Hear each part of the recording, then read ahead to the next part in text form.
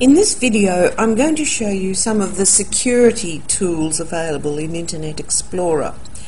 Now, I'm using Internet Explorer 8, but they have similar things in other versions of Internet Explorer, and almost certainly in other browsers like Firefox and Safari and Netscape. They will have something similar to this. So here I am just at a normal Google homepage, and I'm going to navigate up here to Tools. Pull that down. There's a whole lot of things there. There's a pop-up blocker. There's various things you can set up, but here is Internet Options, and I'm going to click that right at the bottom. I'll just bring that around to the center. So there's a number of possibilities here, and it's worth playing around with them a bit. The one that I want to direct your attention to today is content, and I think this is particularly important if you have children at your home using your computer, and perhaps you aren't able to supervise them as well as you'd like, or perhaps you haven't a clue what they're on about anyway, and they could be up to anything. So there are a number of things you can do to both prevent them from seeing certain types of material and for you to get a report of where they've been going on the internet. Now, the two things that I want to bring to your attention are Parental Controls and Content Advisor. So we're in the Content tab. So let's have a look at Content Advisor first.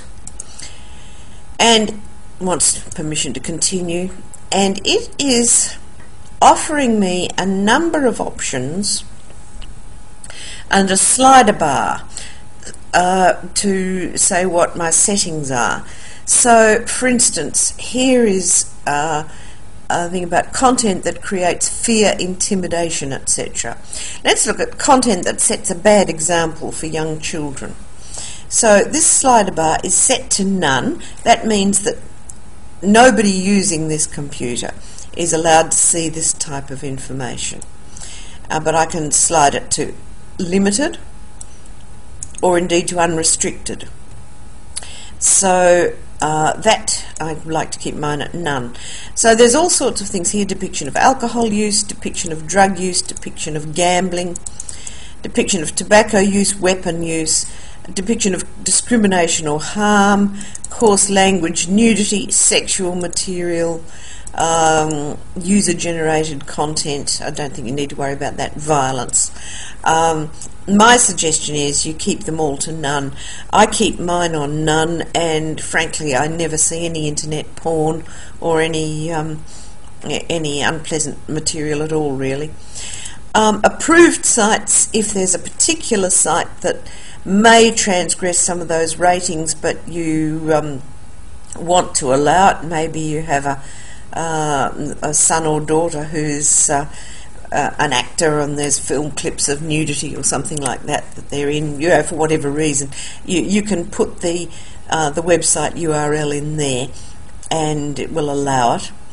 And on the general tab, you can password protect certain sites, you can set up rating systems, and there's all sorts of things you can do there.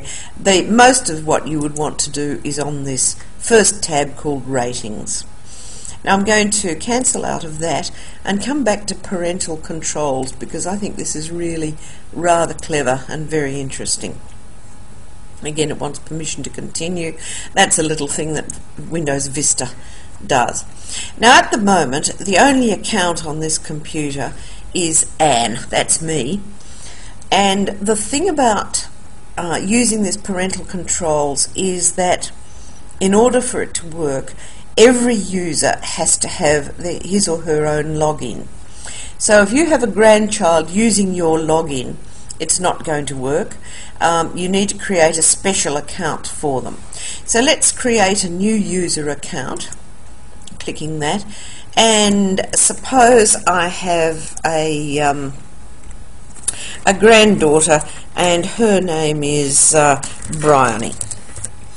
Okay, and that it's checked that user must set password at next log on. So this user account doesn't have a password yet, but when Bryony tries to log in, she's going to have to set a password, or her parent or grandparent must help her with that. So we'll say create account, and it's going to think about that for a moment, obviously. There we go. And it says set up how Bryony will use the computer. Now, Bryony is a standard user. I'm an administrator, so Bryony has certain permissions as a standard user, but not as many as I have as an administrator. So we can say parental controls are on, and activity reporting is on, and that means that we're going to collect information about Bryony's computer usage.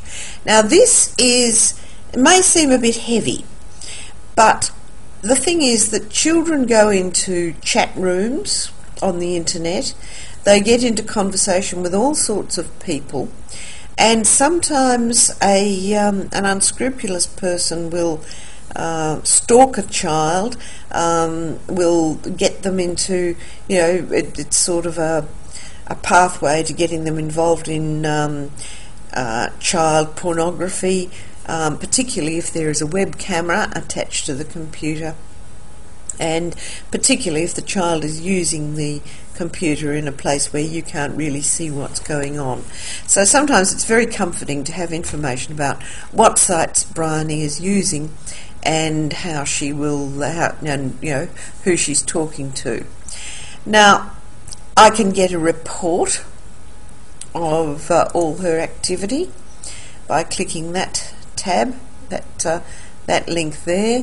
This is taking a second or two to come up, and it'll show for this particular week which top 10 websites are visited, and what her account activity is.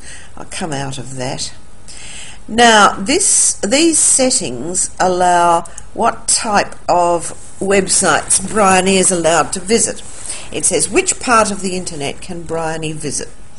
So block some websites or content, or allow all websites and content. Now if you've got your regular settings to filter out the violence and the alcohol, as I showed you before, you might be able to allow all websites and content, depending on how old Bryony is. But you might want to particularly block some chat rooms or other sites where Bryony, if Bryony shows that there's been some suspicious activity. So you can allow and block specific websites. You can say she's only allowed to watch websites which are on the allow list.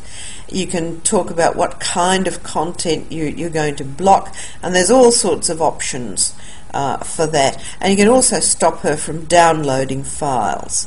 There's a lot of help with that. So I'm going to cancel out of that and come back to this screen. This time limits allows you to control when Bryony will use the computer. Some kids, particularly if they have a computer in their room, will get up in the middle of the night and use the computer and talk to people in the US and other places, and you might or might not be willing to allow that. So you can actually block out times of the day when your child is allowed to use the computer or not. I'm going to cancel. You click OK, of course, to save that, but I'm going to cancel out of that. Then there are different sorts of games that you can control. Can Bryony play games at all? Yes, no. What type of games can she play? Maximum allowed ratings 15 plus, and there are places to set what type of games, and they use the general, the parental guidance, the mature, etc. that we're familiar with. Cancel out of that. And you can also allow and block specific programs. That by programs I mean software that you've got on your computer. So you might be happy for Bryony to play with her Barbie doll game for the sake of argument, but you might not want her getting into your Excel files for the household investment portfolio. So those are just some of the things that you can do to allow to make it more secure for your child visitor playing with your computer to be safe and to give you some peace of mind.